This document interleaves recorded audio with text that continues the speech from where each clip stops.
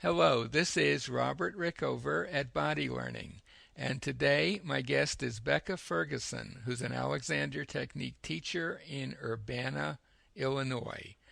And Becca has teaches group classes and private lessons.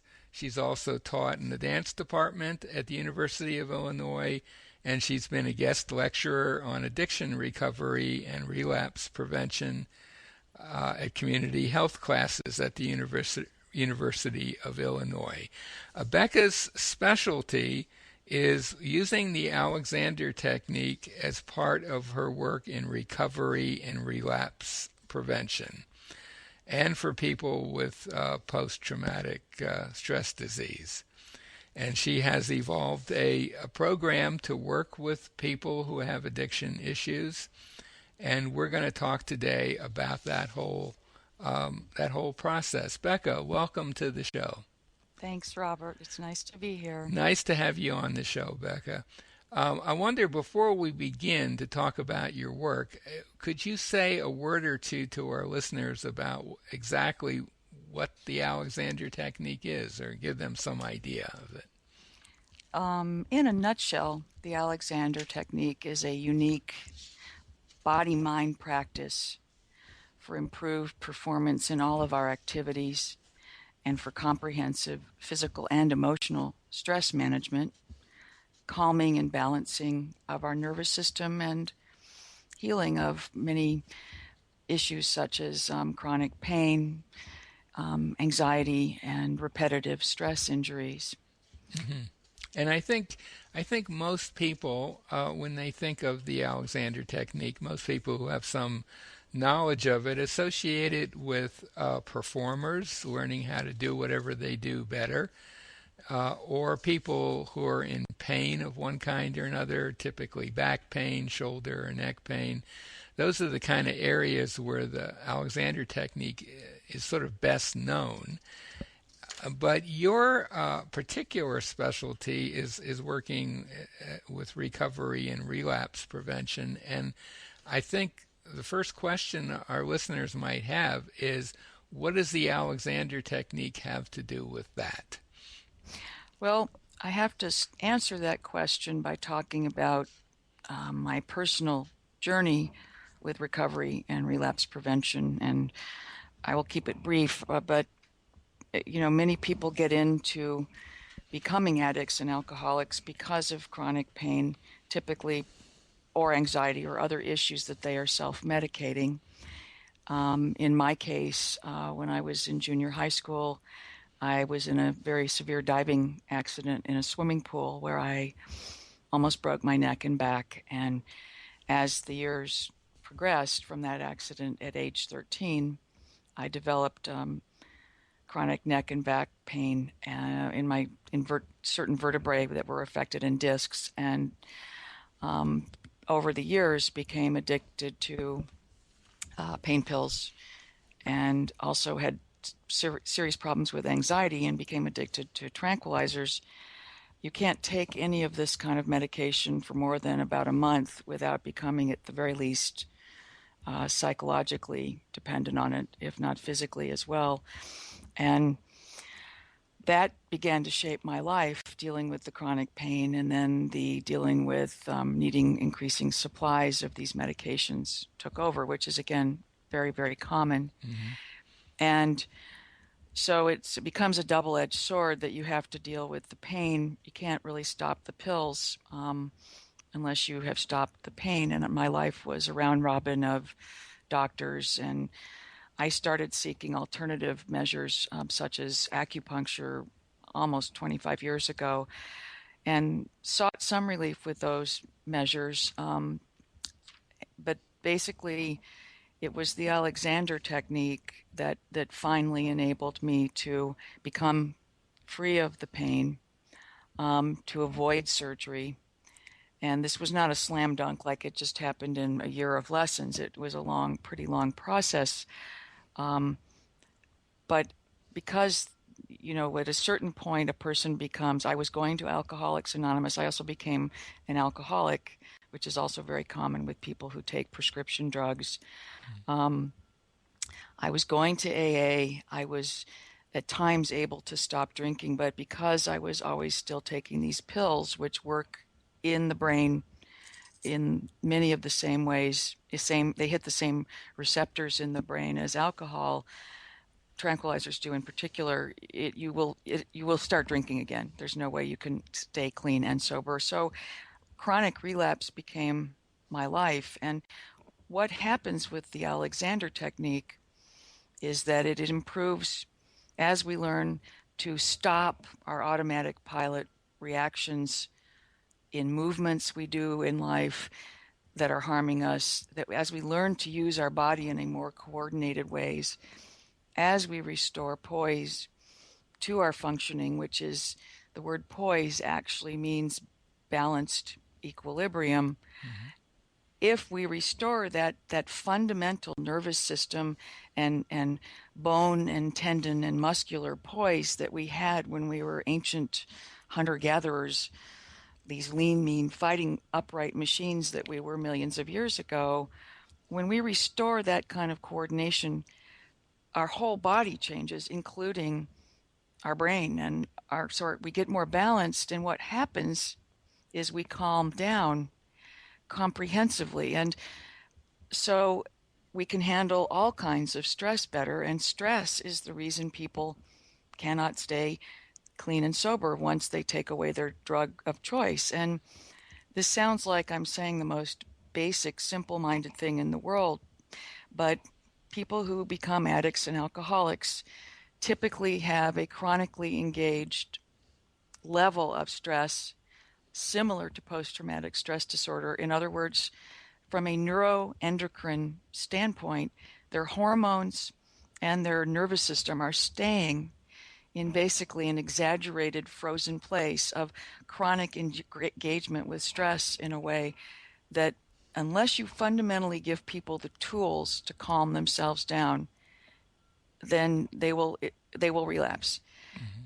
And my life, go ahead, sorry. I was just going to jump in here to just because I think it might help to clarify a little bit about how something like the Alexander technique, which is really about learning how to stop doing patterns that are harmful. And that is something that's pretty unique about the Alexander technique. We're not really generally interested in telling you to do different things than you have been doing. We're more concerned about showing you or helping you to notice for yourself what you're doing that is not helpful. And of course, everything is both mental and physical, but it's maybe easier to understand by saying certain things that you're doing physically that you could label stress, but it could also be labeled muscle contraction.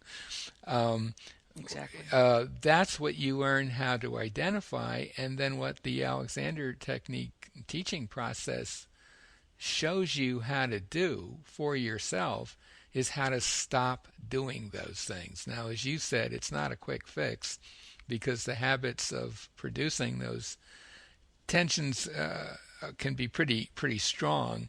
But I would think from what you're saying and how you're describing your own process, your own history, and just in general, that without you being able to prevent that kind of stress from building up on a physical level, it does seem like the underlying issues that would drive someone to alcohol or drugs or whatever aren't going to go away. And so somehow you have to get at the root of the problem, which is all this excess, at least on one level, physical tension that you're creating in yourself. Well, that's exactly right. And the technique, as you just said, it teaches us, well, first of all, it teaches us to develop awareness of our whole self. Mm-hmm. And then, when we're aware of what we're doing, whether it's putting, lots of G forces through our legs as we walk, or having a death grip. I call it in lessons the death grip on the Titanic, where people are holding on for dear life with their feet to the floor, and you realize, why am I holding on to the floor like this? I don't need this energy to help myself just stand here or sit here, we develop that mindful awareness of our where we're holding tension, as well as doing things like clenching our teeth, clenching our hands, or repetitive patterns. And then we learn, as you just said, how to stop and then change are these automatic habitual reactions and patterns of movement. And that, in terms of an exact corollary for recovery, when you stop engaging, recovery from addiction is to begin to put together one day at a time, 1 minute at a time. You don't pick up, you don't ingest the substance again, but in terms of calming yourself and changing habits, you also stop and become aware of, again, for 1 minute at a time, of what you're doing, of whether you're nervous, of whether you want to, go call a friend who's not maybe the best friend anymore for you to hang out with. You learn a mindfulness about how you're living, that you stop, and in those intervals, and this is a separate issue, but not really, the physical process of doing that, which is the absolute unique thing about the Alexander technique, the physical process of being mindful and then stopping, in that interval of stopping and pausing, which they call inhibition in the technique, that interval creates enormous choice for us to make different choices and to learn how to redirect our behavior into new, healthier ways of living. And yes, and can I just interrupt you can with jump in any time. All right.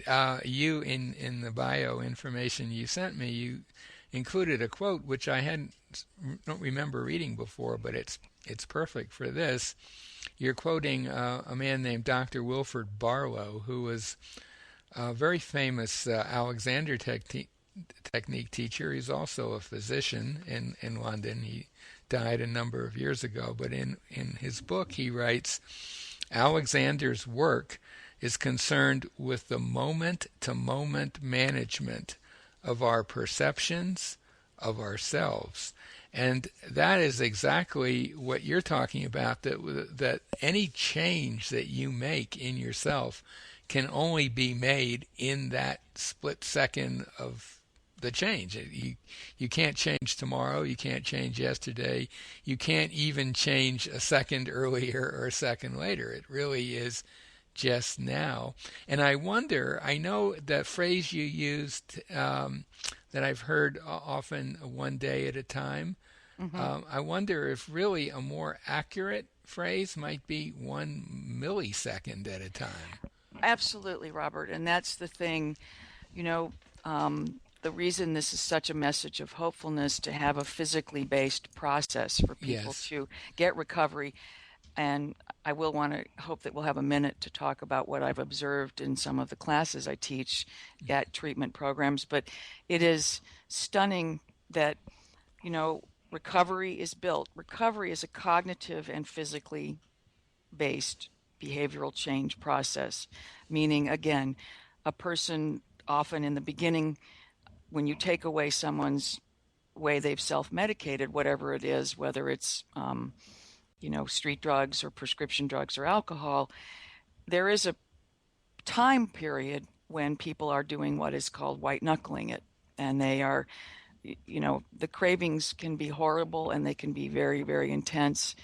And getting through that period of time to have physical tools that can help someone literally calm themselves.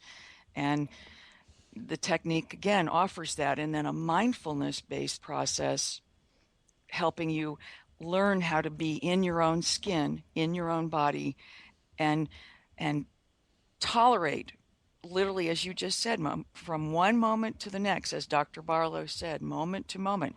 That is the key. And you put together enough of those moments and you create a day. And then you create another day. And all of these hackneyed cliches, I've been going to Alcoholics Anonymous on and off for 20 years.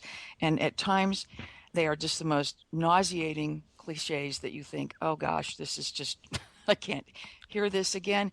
And then one day you turn a corner and you understand that these simple phrases like that are lifesavers and that they are so meaningful. And if you can somehow get through that glass ceiling of somehow your nervous system over time, if you can put together enough of these moment to moment little changes, you then build sobriety and you build clean time. And one day your nervous system really is rewired and you don't have the cravings anymore. And the technique is a powerful, Right. innovative tool for jump starting that and giving people immediate calming, immediate ability to handle cravings better. And it's immediate calming that you create for yourself once you've learned some of the basic Exactly. ideas of the technique. And I would think that's an incredibly empowering thing because it really says, okay, you're actually in charge of yourself now. Exactly. And that can be demonstrated on a physical level at will. That's a pretty amazing thing about the Alexander technique, I think. I completely agree. Yeah. Why don't we why don't we conclude by you said you wanted to talk a bit about some experiences that you've observed in classes that you've taught. I think that might be a nice place to a nice kind of final thing to talk about. It would. I'd like to add one more thing about Sure. post-traumatic stress disorder, Hmm. because addiction and post-traumatic stress disorder, as we all know from the media and from these different military people coming back with post-traumatic stress disorder and many ramifications. These are both areas, that is, addiction and post-traumatic stress disorder, that are of epidemic proportions, especially in the U.S. And as a tool to build mindfulness, I have to say this, Robert. There in the world addressing addiction and PTSD, one of the newest basis for treatment is a mindfulness-based program. Hmm. And one of the reasons I'm calling what I'm doing mindfulness-based Alexander technique is to play off these other programs as a complement to what they do, that is more from a mental standpoint only, that gets people somewhat in touch with their body, because is what mindfulness programs do. However, the technique is a quantum leap that expands upon a practice like that, because it gives people these in the body means to immediately calm themselves. Hmm. Hmm. And my journey included not only recovery from addiction to pills and alcohol. I got into those because of the chronic pain and because of the post traumatic stress disorder that developed in my life from some things that happened to me. And it was almost a surprise, Robert, when I woke up about a year ago and realized, oh my gosh, I'm not having, I'm not jumping at every sound. Hmm. I'm not jumping at at some of the sudden movements, or when I'm around certain kinds of situations with too many people in a room. I almost don't have a startle reflex anymore. And so the implications of this for people with post-traumatic stress disorder and trauma are enormous. And so to be bringing this into other settings, and with integrated medicine and behavioral health settings for comprehensive rehabilitation of people is the direction I hope to see this work go. And now I will get off of that and just say where I'm working, which is a state of Illinois funded, and other, United Way, U.S. Bureau of Prisons funded programs here in the Champaign-Urbana area. And I'm dealing with residential and outpatient clients who are people with very limited resources, who often have nothing left, and they are often in serious legal trouble that has gotten them into these places. So I'm dealing with a population that is pretty worn out and pretty raw. Hmm. And to see in the space, it is a work in progress. It is so moving and such an honor to do this work. And it's not about me, it's about the technique. Um, But to be able in a 50-minute hour, sometimes that's all I have with what I'm calling a lie down, which is the Alexander Technique constructive rest position. Other people call it that often. To see people getting calming through a simple thing that makes them feel good, lying on the ground with their head up on their back of their skull with a few books, calming as I go around and gently, work getting their neck in the right position with gentle touch, easy verbal directions, because often many of these folks don't even, they're so wiped out, they don't think that clearly. They have trauma issues themselves. To see that with those measures, showing them how to sit up and working on getting them finding their own up and giving them verbal ways to locate themselves in a room, to find their own horizon line. I have very unique ways of describing this work that take it out of the Victorian Alexander language, because I've got people who have very short attention spans often and who want to hear a message of hope pretty quickly. And it is the case managers I'm working under and the director they've been just amazed in very short amount of times to see people coming into their bodies, people making eye contact who won't look at you, people who are depressed, people who are, won't smile, won't talk, look at the floor. These are often things that might seem to hear an Alexander Technique teacher say. These are huge victories, though, because in such a small amount of time to be able to make a difference where they're looking forward to this work. I give handouts, these bone dead simple handouts that explain things that they can take themselves through and give them just a few very short measures to take on their own. And it is making a difference it's just so exciting. And I'm really hoping that the Alexander Technique and other will be taken into these become something that changes the paradigm and the protocols at many of these treatment places. And I'm hoping more Alexander Technique teachers will get into this work. There is Dr. Jane Dorlester in Brooklyn specializes in trauma patients. She, however, is a psychotherapist, so it's talk therapy and infusion.